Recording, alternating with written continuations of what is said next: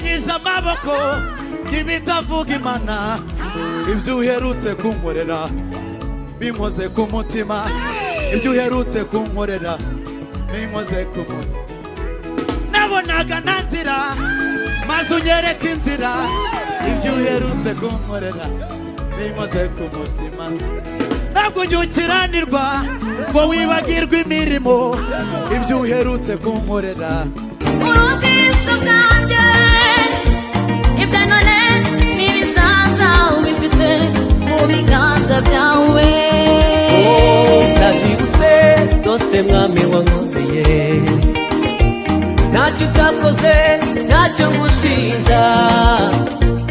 aho ubaye ugejeje ndabigushimiye n'ibiri imbere nziko uzabikora ndabyibutse Yesu ndinde nkiri mu isi fata umutima wanjye ukomeze